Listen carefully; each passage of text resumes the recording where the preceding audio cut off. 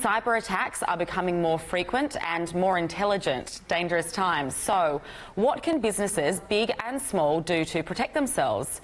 Deep Instinct is an Israeli-based cybersecurity company that is expanding into the Asia-Pacific region, and they say they have a new way to keep users safe from cyber threats.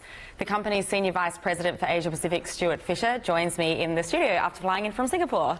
Thank you, Chloe. Good to be here. Great to have you. So you've flown in from Singapore. As I gathered, it wasn't just today, it was last night. Yes. But tell me all about Deep Instinct, who you are and what you do. Let's just kick off with that. Sure. Well, look, I've been in the industry for a long time, and my concern was that we're not getting ahead of the threat landscape. The technology hasn't really evolved over the last 10 years.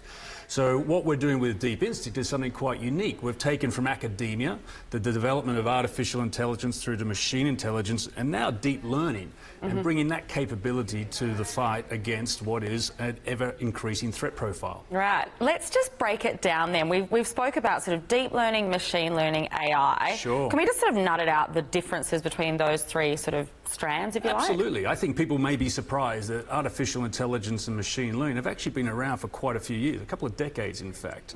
There's some challenges with machine learning though. You'd be familiar with the term good data in is good data out. But one of the challenges we have is to remove the human engagement. Every time you've got a human involved, that has a challenge for issues. Machine learning needs to be trained, you need to teach it, but it has to be structured data, and that's a challenge. You have to vector the data in.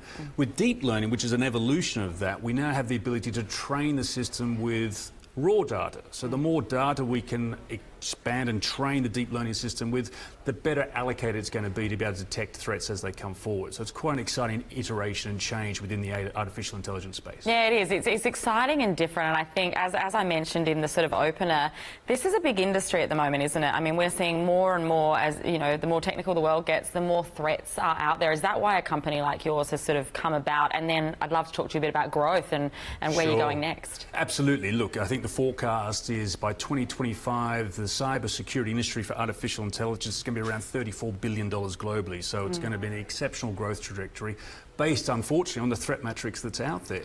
Why are we in this business? Because there's a couple of inherent issues. That the threat vectors are getting more complicated. They're not getting easier. Traditional legacy vendors are unable to predict and stop that unless it's an unknown threat. If it's a known threat, it can be stopped, but it's the unknown threat. It's that zero-day attack that causes the huge amount of damage, the brand reputation, the fiscal foundational challenge that happens with organisations. We've got to get ahead of it, and it has to be autonomous. We need to remove the humans from it and put in automated systems, and that's fundamentally what we're able to do with deep learning for the first time. Yeah, absolutely. Who are some of the people that you're working with around the world, and or maybe just some sort of examples of how this is really, how it's working in real life? So, you know, the biggest threat profiles, certainly around the banking, financial services sector, governments and military, obviously, they have a very high threat profile, and therefore they're looking for autonomous ways in which they can resolve this or get a better layer of protection involved. We work with a lot of the large systems integrators, the big accounting firms as well, because they have trusted advisor status with their customers. They need to be able to be developing and applying new technology. So that's a global enterprise, obviously. You know, the big challenge that we have is that universities aren't graduating a lot of threat researchers with 10 years experience, which is what governments and organisations need to recruit.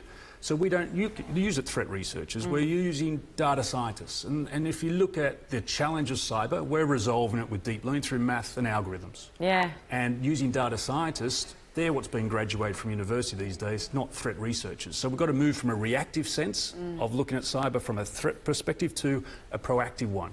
Math, algorithms, deep learning allows us to do that. Wow.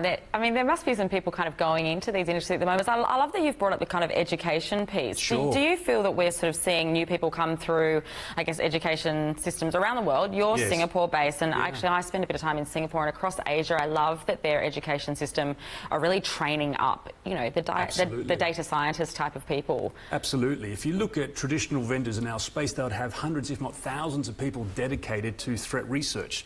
24/7. A threat would happen, they have to try and decouple and understand what happened and then push out an update. And then you will be, as a user, will sit there waiting for an update to come into your computer.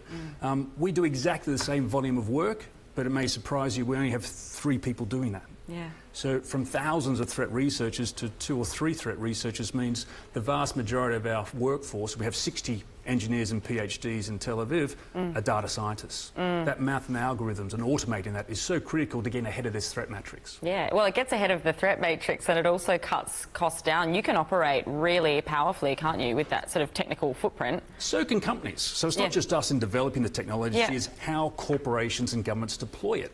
The same issue for us with recruiting threat researchers. Corporations and banks can't recruit either. The skills shortage is really apparent. But by moving to data scientists, by moving to autonomous, highly effective levels of artificial intelligence, we are able to skip over that. We can reallocate our resources to other more productive aspects of revenue generation and profitability for the business, rather than being reactive and trying to catch these threats after the fact once the damage has already been done. Yeah, it's sort of getting ahead of the curve. You brought up Tel Aviv. Obviously, we were speaking before we came on air about Israel being this amazing innovation hub of the world. Tell me a little bit about your experience. I imagine you spent a bit of time there and then obviously you're in Singapore and you're bringing this business to Australia and how that's all going to work. Absolutely. Look, I've been in cyber for a long period of time and have been around the world trying to determine where the next iteration of technology is really going to help us get ahead of the curve. Without question, Tel Aviv and Israel is that hub of expertise, both be it from our co-founder, who is one of the global thought leaders in deep learning and artificial intelligence from Tel Aviv University, but also from the cyber warfare teams coming out of the Israeli Defence Force. You put those two capabilities together, you have a very unique capability that's built from scratch. New. This is not trying to take old technology and reinvent it. So Singapore and Tel Aviv have a lot of things in common. Very innovative, very young workforce, highly trained, highly motivated for various of existential threats, and they're developing and now bringing out to the market what are some of the most leading products, without question. And it's interesting that you've brought the government up, because I know I don't profess to know much about Tel Aviv and Israel, but I know in Singapore, the government, you know, the Monetary Authority of Singapore, they are behind this kind of space, aren't they? They're all over it, and they are educating everyone in that country. And correct. And Singapore is about the smart nation. Tel Aviv very much is about innovation hub, and the capability for the universities to graduate the type of skill sets that are now required for what's required in industry in 3, 4, 5 years' time is very different to what's probably coming out of university today. So they have an ability as governments and as countries to direct and change that fairly rapidly, and that's why they're such ahead of the game versus other markets in the world. Yeah. Do you think people and businesses big and small, as I said, do you think that they are aware of the kind of sort of cyber threats that are out there, or the level?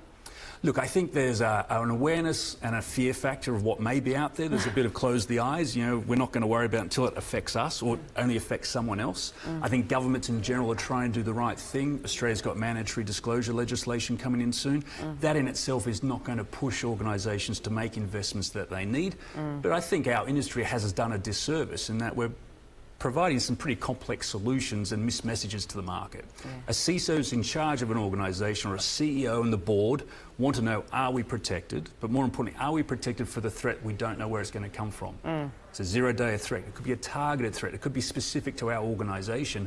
How do we know we've got the best layer of protection for that? So it's incremental benefits of layering additional support that will give the level of confidence to the board, who now are much more aware of their fiduciary responsibilities as far as cyber protection is concerned. Yeah, and it comes back to that reputational piece and why businesses need to work with a business such as yours, because if they have that sort of one discrepancy, it's splashed all over the paper, the news, social media, and it just becomes huge all of a sudden. And what's interesting about that point is we see it every day in the press. You know, another headline, another data breach, another big brand organisation's had a penetration event. They've lost customer data. It's had a reputational, a brand issue, but also a financial issue. What's interesting is, for the vast majority of them, there is technology available today that could have prevented the vast majority of it. So that should be a wake-up call for a lot of the government's aspects around the board, the CEO and the CISO about what is it we really can do. Are we looking at the latest technology, not taking legacy investments that we've made and just hoping that that's going to be okay? Any organisation has a challenge. We've invested so much money here, we need to rip it out and then replace it with something else. That doesn't sit well, does it, with anyone's budget? It's how can you incrementally add and provide another layer of protection against it? Because the threat's not going away.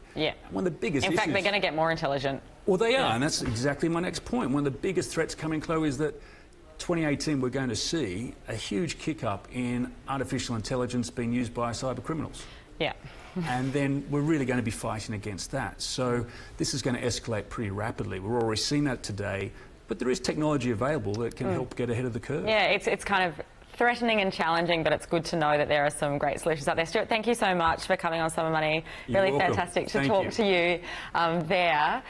After the break, we will see how one small business owner got Woolworths on board with her idea, and later, demystifying millennial spending habits. Stay with us.